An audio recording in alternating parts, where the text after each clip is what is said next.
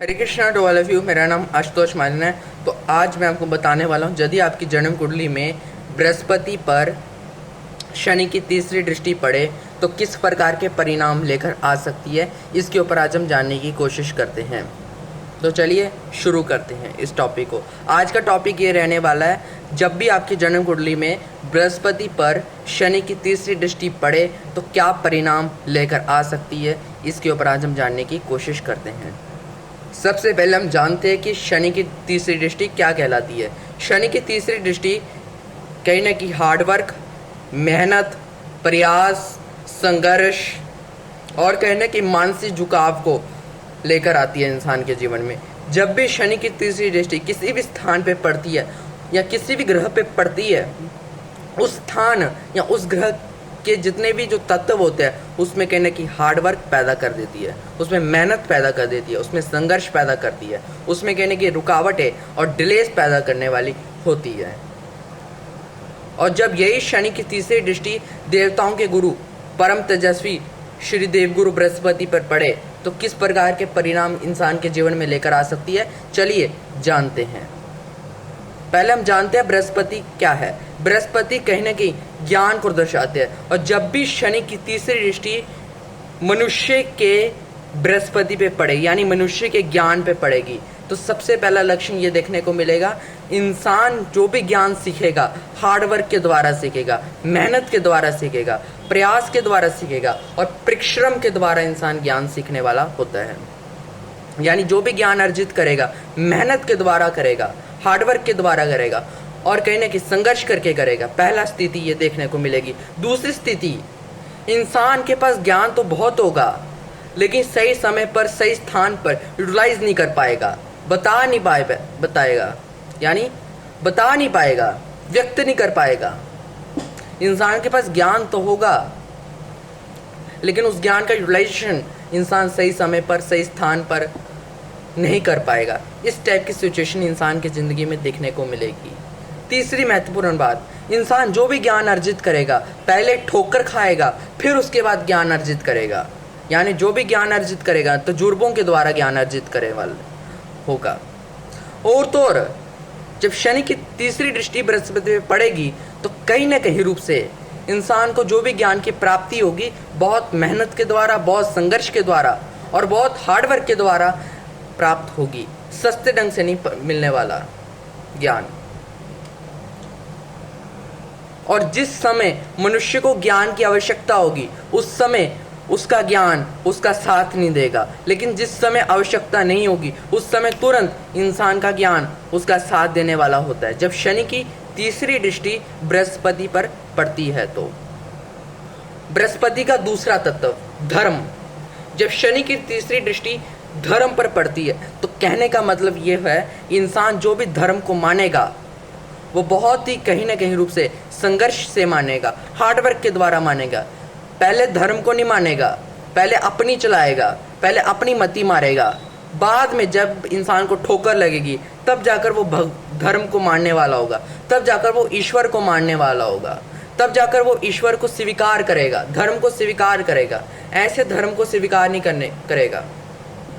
और तो इंसान को धार्मिक बातें बताना खाला जी का घर ही होगा। इंसान धार्मिक बातों को सस्ते ढंग से नहीं मानेगा, सस्ते ढंग से स्वीकार करेगा नहीं। और जो भी उससे धार्मिक बातें पता चलेगी या जो भी उससे ज्ञान प्राप्त होगा लेट प्राप्त होगा, विलंब से प्राप्त होगा और कहीं ना कहीं रूप से हार्डवर्क के द्वारा प्राप्त होगा। यानी इंसान की सेकेंड हाफ ऑफ लाइफ पूरी तरह से ज्ञान और धर्म में समर्पित हो जाएगी, परंतु इंसान की फर्स्ट हाफ ऑफ लाइफ धर्म को ना मानने में लग जाएगी, धर्म को स्वीकार ना करने में लग जाएगी, ज्ञान को स्वीकार ना करने में लग जाएगी। तीसरा तत्व है बृहस्पति का भक्ति। इंसान अगर ईश्वर की भक्ति भी करेगा तो लेट करेगा, जल्दी नहीं करेगा। इंसान को जो ईश्वर की भक्ति प्राप्त होगी वो लेट होगी, वो सेकेंड हाफ ऑफ टाइम में प्राप्त होगी। और तो और कहीं ना कहीं इंसान शुरुआती रूप से ईश्वर की भक्ति करने में संकोच करेगा, झिझक करेगा। और तो और इंसान को सस्ते ढंग से ईश्वर की भक्ति प्राप्त होगी ही नहीं। बृहस्पति का चौथा तत्व तीर्थ यात्रा। इंसान जो भी तीर्थ यात्रा करेगा वो बहुत हार्डवर्क के द्वारा करेगा, बहुत मेहनत के द्वारा करेगा, बहुत प्रयास के द्वारा करेगा। इंसान को तीर्थ यात्रा करने का शुभ अवसर ही नहीं प्राप्त होगा फर्स्ट हाफ ऑफ टाइम में, लेकिन सेकेंड हाफ ऑफ टाइम आते आते इंसान के पास करोड़ों ऑफर्स होंगे तीर्थ यात्रा करने के, यानी धार्मिक तीर्थ स्थल में जाने के इंसान के पास करोड़ों ऑफर आ जाएंगे एक साथ सेकेंड हाफ ऑफ टाइम में। परंतु फर्स्ट हाफ ऑफ टाइम में इंसान तीर्थ यात्रा करने से तरसेगा। इंसान ये बोलेगा क्यों नहीं मुझे तीर्थ यात्रा करने के अवसर प्राप्त हो रहे, क्यों नहीं मेरे से तीर्थ यात्रा हो रही। यानी इंसान को जो भी तीर्थ यात्रा प्राप्त होगी वो बहुत हार्डवर्क के द्वारा प्राप्त होगी और बहुत ही विलंबता के साथ प्राप्त होगी और बहुत ही रुकावटों के साथ प्राप्त होगी। इंसान को मौका ही नहीं मिल पाएगा किसी अच्छी जगह जाने का, किसी तीर्थ जगह जाने का, किसी पुण्यात्मक जगह जाने का। इंसान अपने कार्यों में बिजी होगा और इतना बिजी होगा कि उसे जाने का शुभ अवसर ही नहीं प्राप्त होगा। बृहस्पति का पांचवा तत्व है गुरु। इंसान को जो भी गुरु का मार्गदर्शन मिलेगा वो बहुत ही हार्डवर्क के द्वारा मिलेगा। घाट घाट का पानी पी पी कर इंसान को गुरु का मार्गदर्शन मिलेगा और कहीं ना कहीं रूप से इंसान को जो भी गुरु का मार्गदर्शन मिले वो बहुत ही कहीं ना कहीं रूप से संघर्ष से मिले, हार्डवर्क से मिलेगा। और तो और इंसान को गुरु को स्वीकार करने में भी टाइम ज़्यादा लग जाएगा। इस टाइप की स्थिति भी यहाँ पर देखने को मिल सकती है जब शनि की तीसरी दृष्टि बृहस्पति पे पड़ती है। तो रुकावटों से गुरु का मार्गदर्शन मिल पाएगा, रुकावटों से गुरु की प्राप्ति हो पाएगी, सस्ते ढंग से नहीं हो पाएगी। इंसान का जो भाग्य होगा, बृहस्पति का पांचवा तत्व है भाग्य, छठा तत्व है भाग्य। इंसान का जो भाग्य होगा वो विलंबता के साथ साथ देगा, लेट साथ देगा। जिस समय साथ देना चाहिए उस समय नहीं देगा और जिस समय नहीं देना चाहिए उस समय तुरंत दे देगा। तो यानी इंसान को जो भी भाग्य का सुख मिलेगा लेट मिलेगा, रुकावटों से मिलेगा और कहीं ना कहीं संघर्ष से मिलेगा। इंसान का भाग्य भी यही कहेगा कि तू मेरे भरोसे मत बैठ, तू अपनी मेहनत कर, तू अपना प्रयास कर, ठीक है ना। तो इसलिए इंसान को जो भी भाग्य का सुख मिले वो लेट मिले, इस टाइप की स्थिति यहाँ पर देखने को मिल सकती है। और रुकावटों वाला मिले, इस टाइप की स्थिति देखने को मिल सकती है। बृहस्पति का सातवां तत्व है शिक्षा, एजुकेशन। इंसान को जो भी एजुकेशन मिले बहुत हार्डवर्क के द्वारा मिले, बहुत प्रयासों के द्वारा मिले और कहीं ना कहीं रूप से इंसान जो भी शिक्षा अर्जित करेगा बहुत मेहनत के साथ करेगा, ये पक्की बात है। इंसान को ऐसे तो शिक्षा का सुख नहीं मिल पाएगा, लेकिन जब मिलेगा तो बहुत हार्डवर्क के द्वारा मिलेगा। और कहीं ना कहीं रूप से समटाइम इंसान के जीवन में इतने संकट आ जाएंगे कि उसको लगेगा अब तो एजुकेशन को ड्रॉप आउट करना ही अपने आप में बुद्धिमानी है। लेकिन अगर इंसान संकटों से घिरने के बाद भी अगर अपनी शिक्षा को पूर्ण करेगा तो इंसान सेकेंड हाफ ऑफ टाइम आते आते काफ़ी सुखों को प्राप्त करेगा। इसलिए इंसान को अपनी शिक्षा को अधूरा नहीं छोड़ना चाहिए, उसको पूर्ण करके ही थमना चाहिए, ठीक है ना, उसको पूर्ण करके ही मानना चाहिए। बृहस्पति का आठवां तत्व है अवसर यानी अपॉर्चुनिटी। इंसान को जो भी अपॉर्चुनिटी मिलेगी बहुत हार्डवर्क के द्वारा मिलेगी, बहुत प्रयत्नों के द्वारा मिलेगी और जब मिलेगी तो इंसान उसका भरपूर लाभ भी नहीं ले पाएगा। इस टाइप की स्थिति भी देखने को मिल सकती है।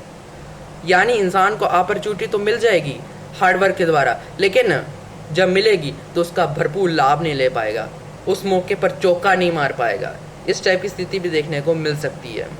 और तो और इंसान को जो भी अवसर मिलेगा इंसान उसका सही ढंग से यूटिलाइज नहीं कर पाएगा या हार्डवर्क के द्वारा कर पाएगा। इस टाइप की स्थिति भी देखने को मिल सकती है। इंसान की जो भी वृद्धि होगी वह धीमी गति से होगी। इंसान की जो भी ग्रोथ होगी वो स्टेप बाय स्टेप कर करके होगी, सस्ते ढंग से नहीं होने वाली, बहुत मेहनत करके होगी, बहुत प्रयास करके होगी। जब शनि की तीसरी दृष्टि बृहस्पति पे पड़ेगी तब, यानी इंसान की जो भी वृद्धि होगी वो बहुत ही मेहनत के द्वारा, बहुत ही प्रयासों के द्वारा होगी, सस्ते ढंग से नहीं होने वाली। और जब भी होगी धीरे धीरे कर करके, हौले हौले कर करके ही होगी। इंसान को पूजा पाठ की सामग्री और ग्रंथ की प्राप्ति भी बहुत मेहनत के द्वारा होगी। इंसान जो भी पूजा पाठ से रिलेटेड आइटम्स लेना चाहता है या जो भी ग्रंथ लेना चाहता है, जो भी वेद पुराण लेना चाहता है, बहुत हार्डवर्क के द्वारा उसको मिलेगा, सस्ते ढंग से नहीं मिलने वाला। जब मिलेगा तो इंसान उसका सही ढंग से यूटिलाइज नहीं कर पाएगा, सही ढंग से उसको पढ़ नहीं पाएगा, सही ढंग से उसको समझ नहीं पाएगा, उसको समझने में, उसको पढ़ने में भी बहुत टाइम लग जाएगा। तो इस टाइप की स्थिति भी देखने को मिल सकती है जब शनि की तीसरी दृष्टि बृहस्पति पे पड़े। यानी फोकस भी कई बार इंसान का धर्मशास्त्रों के प्रति कम लगेगा।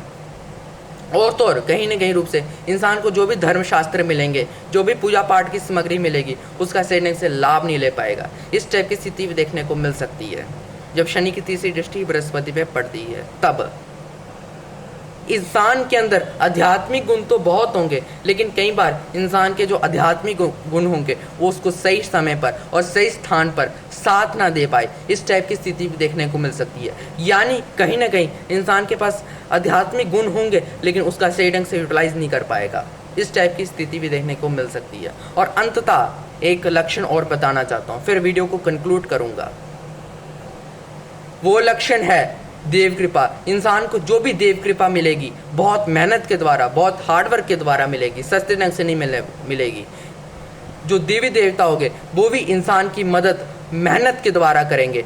वो भी बोलेंगे इंसान तू हमारे भरोसे मत बैठ, तू अपनी मेहनत करता जा, अपना प्रयास करता जा, पौड़ी पौड़ी चढ़ता जा, साथ साथ हमारा नाम लेता जा, हम तुम्हें दूर तक पहुंचा देंगे, हम तुम्हें चांद तक पहुंचा देंगे, तू बस मेहनत करता जा, हमारे भरोसे मत बैठ। तो इंसान को जो भी देवी देवताओं का सुख मिलेगा वो बहुत मेहनत के द्वारा मिलेगा। और कई बार तो मिलेगा ही नहीं, कई बार इंसान की ज़िंदगी में ऐसा टाइम भी आएगा कि देवी देवताओं का सुख उसको मिलेगा नहीं। और तो और कई बार इंसान के जीवन में ये भी देखने को मिलेगा जो देवी देवताओं का सुख है जिस समय उसको चाहिए उस समय नहीं मिल पाएगा, जिस स्थान पर उसे चाहिए उस समय नहीं, उस स्थान पर नहीं मिल पाएगा। लेकिन जिस स्थान पर नहीं चाहिए, जिस समय नहीं चाहिए उस समय तुरंत मिल जाएगा। इस टाइप की स्थिति भी देखने को मिल सकती है।